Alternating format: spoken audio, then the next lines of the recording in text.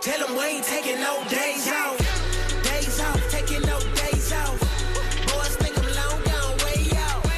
Days off, no days off.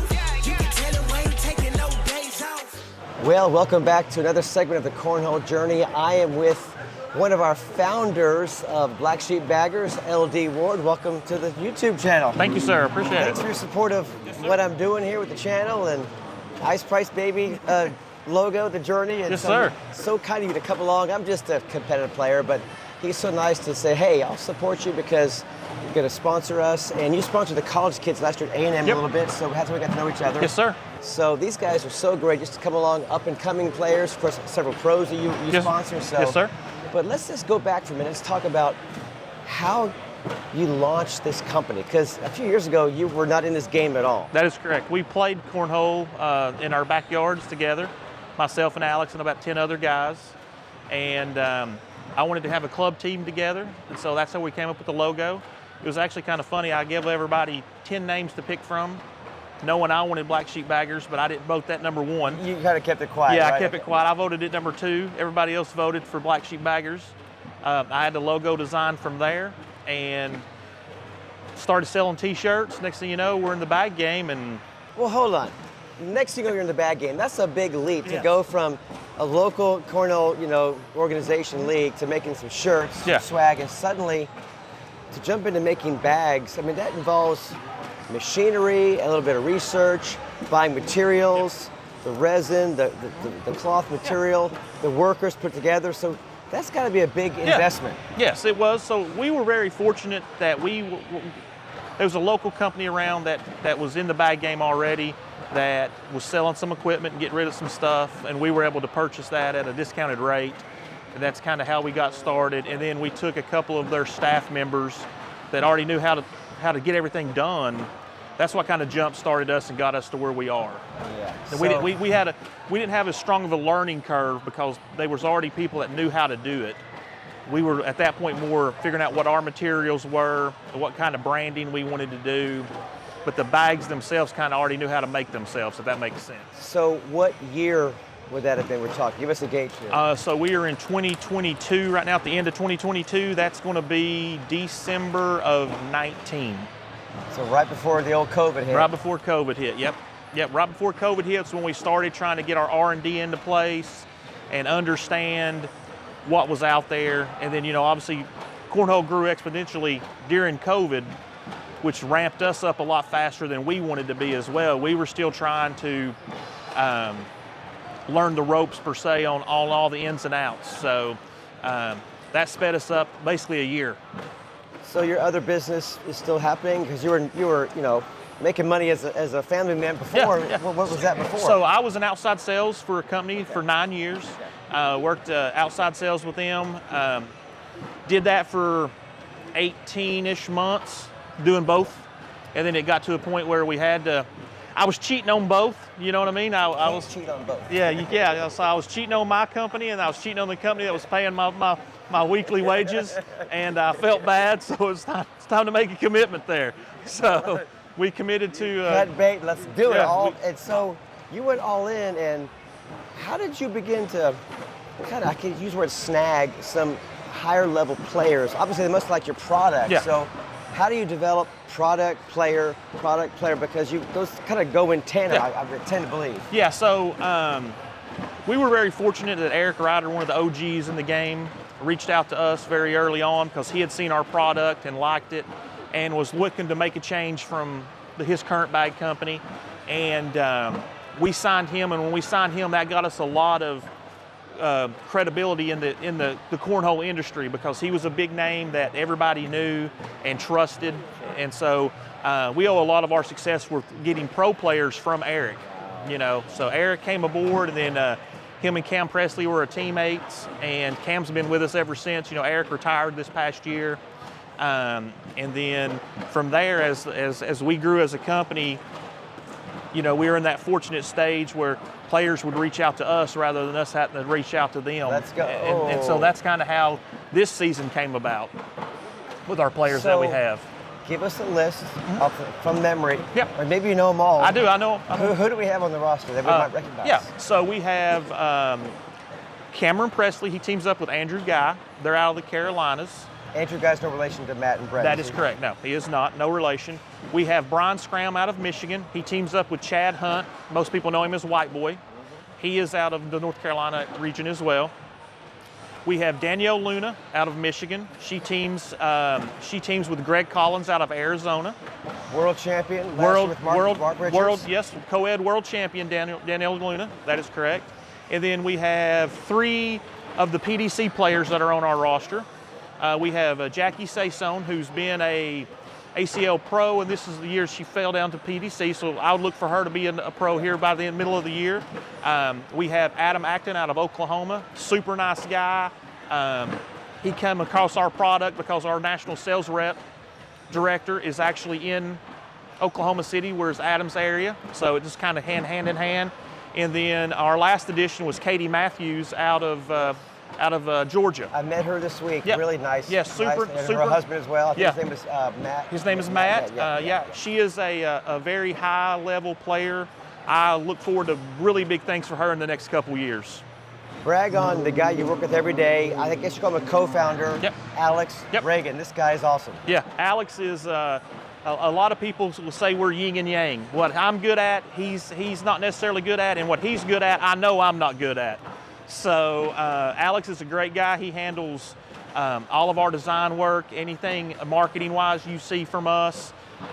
He designs the bags. Yes, he designs the bags. We have 3 designers that he works with hand in hand, and he does an excellent job with that. I mean, people come up and say, "Hey, that's a great design." I always say I give credit where credit's due, and I have no credit in that. So, where y'all based out of? Kentucky? Knoxville, Tennessee. Tennessee. Yes, sir. Okay, now it's going to be dated, but last night it was the orangest Orange Bowl ever. Yes. And I know that he was talking some smack, I guess, with some Clemson people. I'm sure you were, but we have some Clemson folks here. Yes. Folks, so I know it's dated, but who did win that game last night? Because I missed who won. Yes. Tennessee won 31-14. He said that real loud and proud, didn't he? Yes, we did. I mean, Tennessee's been coming up for a while. We've been struggling, so 11-win season's awesome for us. Well, you were number 1 for a minute. That's right, for a minute. I'll take that minute too. 20 years of misery for that 1 minute's worth it. That's awesome. That's great. So you come to a place like this, one of the several opens. It's a large event. You got high school here, you got college here. There's an open. Of course, we're in doubles right now, and just a lot of events happening, a lot of traffic. Why do you take the time to, hitch up the saddle and bring all your gear and set up the booth? Why is it important to be here at this time? So one of my core beliefs is you have to be in front of people to get known. They actually call us road warriors. We went to 11 of 16 opens last year. We're on pace to do another 11 of the 16 this year. You have to get bags in people's hands. And the best way to do that, from my point of view, is to sit behind a table, interact with someone, tell them what I perceive to be the pros and cons of the bags. And we also handle customer service issues there. If somebody has an issue with a bag, we take care of it there. I'm there, Alex is there. So, we want to make sure we stand behind the product.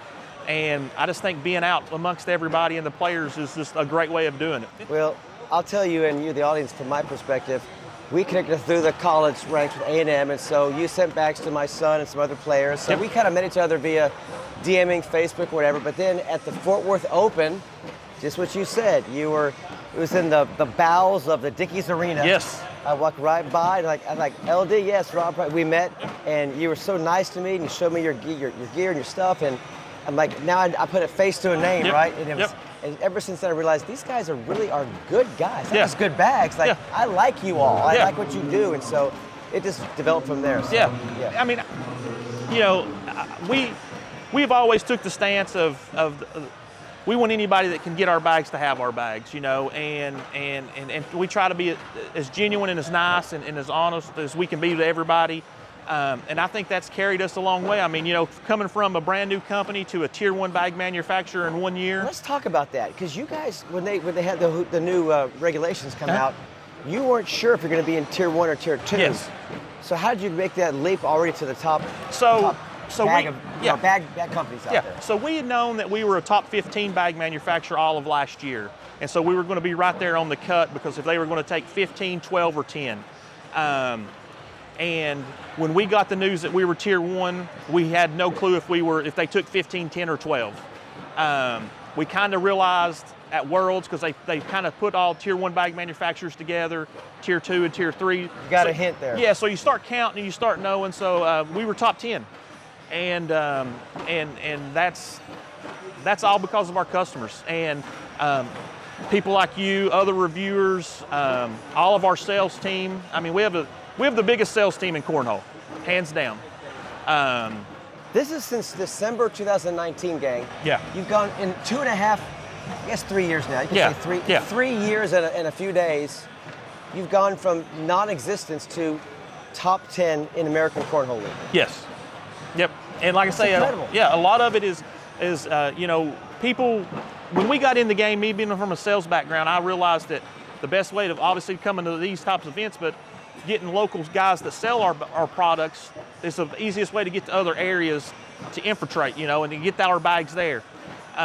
So we went full strong on a sales team, and a couple other companies were doing it, ones and twosies.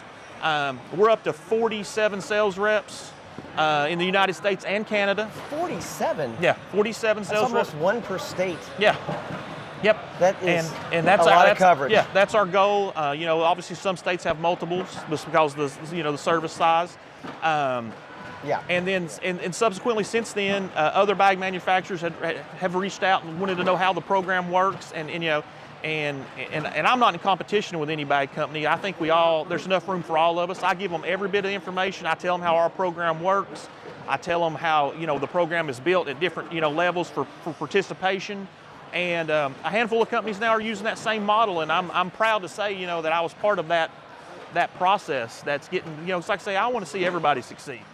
Well, when you sent me the bags and the nice T-shirt and the hat, whatever, I'm at local switches, blind draws tournaments in Texas, and I'm telling everybody I know about Black Sheep baggers, and they're asking, hey, what are you throwing? Always the conversation that happen, and they pick up my Castells, they go, these are melty, throw them. Yeah. So I've become like a salesperson, an unpaid salesperson, Yeah. de facto, because I love the product so much, Exactly. and I'm out there wearing the stuff, throwing the stuff. People see it on the boards, they pick them up, they look at them. That's ingenious way to help us help you. Right? Yeah. Yeah. It's still, I still pinch myself at every event I go to because, I see the orders coming in. I know we're getting orders. I know we're shipping out merch. I know we're shipping out bags. But to come to an event like this and see, people wearing Black Sheep Baggers hoodies and jerseys and throwing our bags, it's surreal because, like I said, I still look at us as just two little guys from East Tennessee, that are still plugging away, and it's just amazing. I owe it all to, like I say, to you guys, our customers, sales team. It's just where it all started. And Okay, so 2 more questions. Yep. Then talk about what's your resin of choice, and kind of educate us, like what's inside the bag. Yeah. I've taken another company's bag and cut it open. I want to see what is inside Yeah. this. So there's different shapes and sizes and plastic textures. So talk about the different. I want to say disc and Yeah. pebble, but just walk us through what's inside your bags. Yeah, so we use a flat disc fill, and we use that primarily because, number one, it plays true on the board. And what I mean by that is some companies use almost looks like BBs, so that's considered round resin, and you obviously. can feel those, gang. Yeah. You can tell. Yeah. Put your fingers on the bags and you can almost feel like it's a small little tiny Yeah. pebble, whereas your resin doesn't have that same Yeah. texture to it. Yeah, so basically, and both resins are great. It's for different applications. A round resin will bounce and roll easier because obviously it lends itself to that. A flat disc fill in your hand will feel fuller because the disc almost melt together Yes. to make they're pancaking, layering together. Yeah. Exactly, and so it makes a firmer grip feel. And we have found that with our products, how we've designed them, that feel works the best just for the overall aspects of the performance of the bag. Okay. And so that's what we primarily use. So what about carpet? What about the cloth? Whatever you call it on either side. How does that work? Oh, so basically, there's a handful of different materials. I'll give you a dirty little secret. It's basically car upholstery and outdoor furniture upholstery. That's the materials that bags are made from. Car upholstery and furniture upholstery. Yeah, because Do you treat it in any way besides, of course, the printing, of course, printing, but... No, we get them all in rolls of all white. And so we print everything. There's no treating because the material itself is already durable enough. What companies have to do is we take these samples and do R&D to where we can see which certain materials will rip. I mean, you may sew a bag together and be like, man, this is the greatest feeling bag ever. It's going to it'll sell out like hotcakes. And 100 throws in, and the material's not strong enough. It's gone. Oh my gosh. So, out of all of the ACL companies, we're all using between 10 and 12 of the same different materials. Okay. What makes everybody out is cornhole's getting to the stage now where a lot of people are. I call it, am I a Chevy man or a Ford man? You know, you're buying the brand. Okay. It's more about branding now. Brand loyalty is huge now.